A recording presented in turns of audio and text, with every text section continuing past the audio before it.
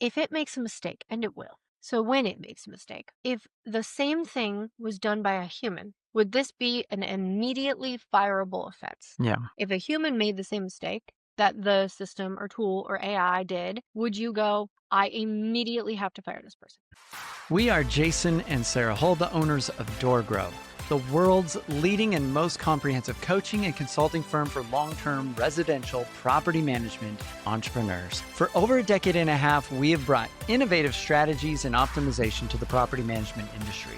At DoorGrow, we are on a mission to transform property management business owners and their businesses. We want to transform the industry, eliminate the BS, build awareness, change perception, expand the market, and help the best property management entrepreneurs win. Now, let's get into the show. All right, so what are we chatting about today, Sarah? Perfection. Perfection. So this is a big challenge in business, is that especially for early stage entrepreneurs, they want everything to be perfect. We judge ourselves so harshly. We're so worried. We have imposter syndrome, and where we feel like people are going to figure out that we don't know everything and that we may not know something they know. And there's all these early stage entrepreneur concerns that a lot of people go through. And so they have this fear that I need to make sure everything is perfect. And perfectionism can cause some serious problems. And this is a temptation, I think, for most every entrepreneur that I've ever coached or dealt with to some degree. So let's talk about this. All right. So the issue that had come up was just last week on a coaching call with a client. And she was saying that, hey, I have this tool that does a specific job and it's pretty good, but it's not 100%.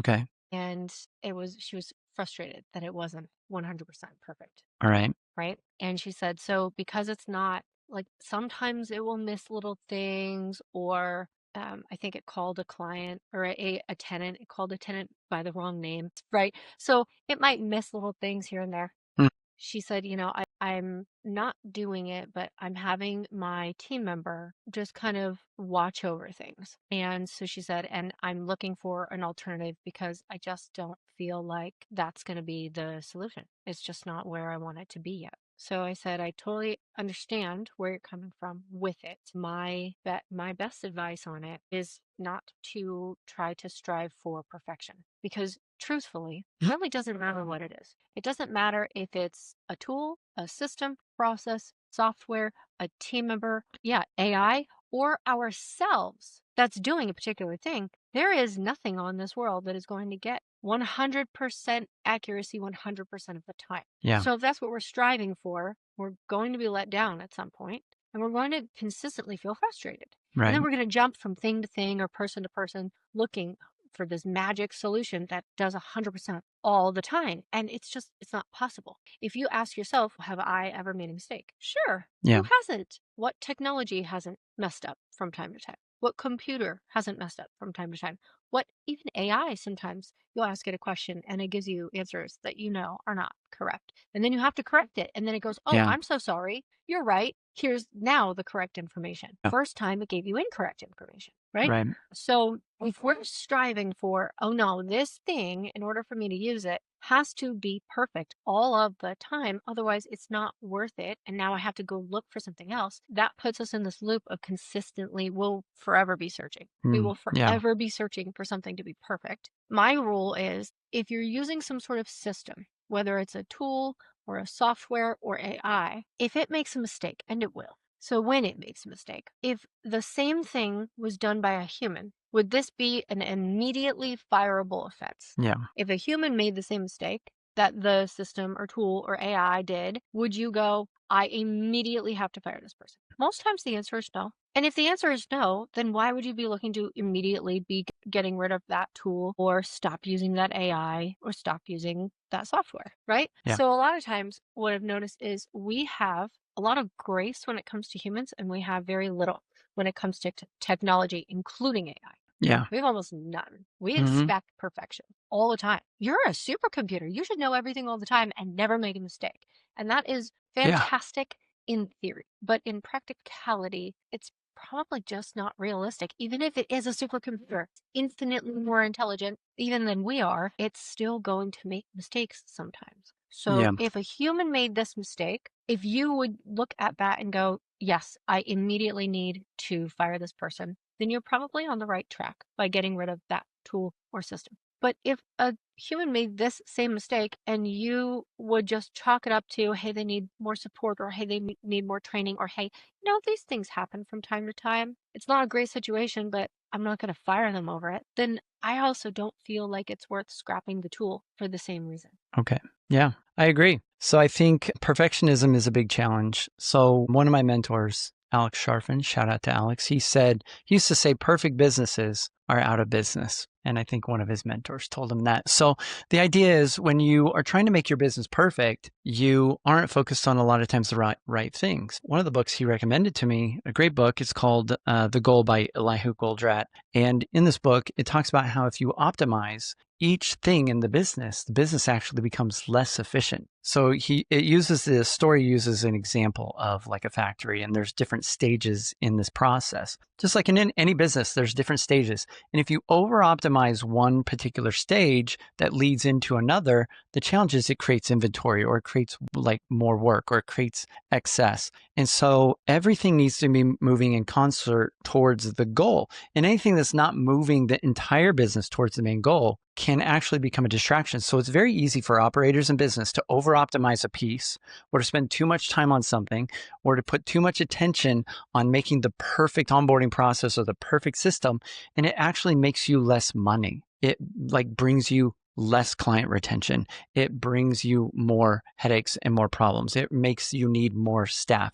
And so we have to be really careful about optimizing or making everything perfect. Elon Musk talks about how one of the biggest mistakes made in business is optimizing for the wrong things. And so we need to make sure we're optimizing towards what the actual goals are. And a lot of times also our clients that we coach, they get so focused on making sure their clients have such an amazing experience, the lead gen and the growth of their own business, which is the lifeblood. So it's like, I want to take care of everybody that is paying me, but I don't really care about taking care of myself and my family, and paying myself is what it kind of plays out to be. And so this is why we look at things through the lens of what I call the 6 core functions: lead gen, nurture, conversion, delivery, lifetime value, and financials. And so these are like 6 little kids you got to take care of in the business. And a lot of business owners focus on one that is their favorite darling child and make sure that they're fat and happy. And then they have at least 1 or 2 that are starving in the corner that they're neglecting. They're like, ah. And usually lead gen is the one that's being neglected. Find and delivery, taking care of the client's experience, delivering the product, is the fat one. And so this means you're being a bad steward in your own business. You're not making healthy decisions. And here's the thing we teach when we have our clients rate these on a scale of 1 to 5, 5 being best, each of these 6 children, these functions in the business, it's impossible for all 6 to be a 5 at the same time. That's impossible. Perfection is impossible, because if you ramp up lead gen and nurture and conversion, sales are those 3. Sales is ramping up. Now you have constraints, and now you need to hire more people, build out your team. And once you build out your team, you have more expenses. So then you need more leads. It's a constant juggle of figuring out which one needs the attention right now. But you're always leveling up. It's impossible for them all to be perfect at the same time, because it's always relative to your current progress. Like our versions of a 5 now are very different than my versions of a 5 in previous history. Like our ones nowadays in DoorGrow, when we rate things, I would have dreamed of having and would have been 5s for me in the past, in terms of how much money we make, leads, like, etc. And so, yeah, and like the early Jason entrepreneur wouldn't have even have dreamed of having a business as big as this is and being able to live the lifestyle that we live. And so that's important to take note of as well when looking at this, that perfectionism is usually born out of an insecurity and discomfort in ourselves, and we have to get comfortable with things not being perfect in order to scale a business. Speaking of being able to scale a business, let's have a word from our sponsor. Yeah, let's share. So when it comes to perfectionism, how do you get clients past that? What do you usually tell them? So I have a rule that if there is some sort of software team member Mm. that can do a particular thing so that I don't have to be the one who's doing it. If they can do it even like 60 or 70% as good as I can do it, I'm going to make that trade every day of the week. Why? Because at some point, if you're holding on to, no, I will never settle for 60%, that is unacceptable, then you very quickly will hit a limit to where you can scale and you will no longer be able to grow. Yeah, you hit a limit in your capacity because everybody has a limited of what we call the 5 currencies: time, energy, focus, cash, and effort. That's what you have to invest. And your most important or valuable resource, I believe, is time. That's your life. Like, you're going to die. And so you're giving away chunks of your life. And, if you're going to give away chunks of your life, it might as well be towards things you actually enjoy doing in the business and not holding on to all these things you think you have to do because your ego says you're the best and nobody else can do it better. Let me tell you this. This is the humbling thing I learned, is that if you don't love doing those particular things in the business, there is always somebody that can do it better than you. Because if you don't love doing it, somebody else would, and they would easily surpass your level of expertise in that and your ability to perform in that and show up consistently well in that. And so you got to find the people. Another thing early stage entrepreneurs don't understand that I didn't early on is they don't understand that there's somebody out there that loves doing everything that you hate doing. The big mistake we make in the beginning is we think we need to find a clone of ourselves. I just need to clone myself. I call it the clone myth. The reality is it takes about 10 or 12 people to clone you. So you just got to find specialists, experts, and they will be better at these things than you. And you can stick to the stuff you love. Cool. If they're not better at it than you are, if it can still be done well enough that you won't lose business over it, that is a trade that I would make every day of the week. So I might do something and have amazing results, and someone else might duplicate. Let's just say sales. Let's say that I can close 9 out of 10 deals, but I really don't like doing sales. And I'm doing it because I have to do it because I want to grow the business, but I don't actually really enjoy doing it. And then I can find someone who I can have do this for me, but maybe they only close 6 or 7 out of 10. Well, easy math would tell you, hey, I'm going to be closing less deals. That's not a good trade. But really it is, because you're getting somebody who's doing a decent enough job so that you're not losing business. You're not costing yourself anything crazy. It's not like, all of your clients are going to leave you. They're doing a decent enough job to continue to move the business forward.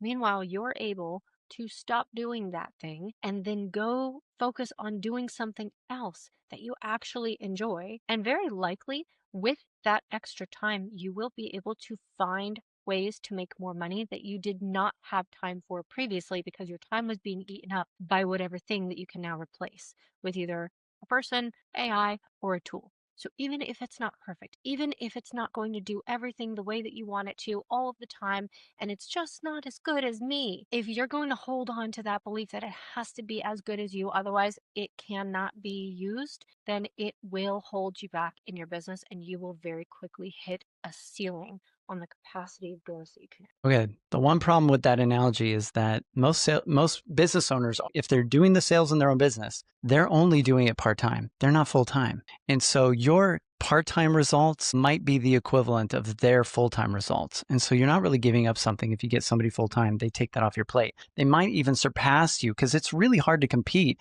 if you're only putting in an hour or two a day to actually grow the business. And you've got somebody doing it 8 hours or 6 hours a day, they easily will eventually be beating you in terms of results, especially if you don't like it and they love it. So, all right, cool. Well, that's our episode for today. If you have ever felt stuck or stagnant and you want to take your property management business to the next level, reach out to us at DoorGrow.com for a free training on how to get unlimited free leads. Text the word leads to 512-648-4608. Also, join our free Facebook community just for property management business owners at DoorGrowClub.com. And if you want tips, tricks, ideas to learn about our offers, subscribe to our newsletter by going to DoorGrow.com/subscribe. And if you found this even a little bit helpful, don't forget to subscribe and leave us a review. We'd really appreciate it. Until next time, remember, the slowest path to growth is to do it alone. So let's grow together. Bye, everyone.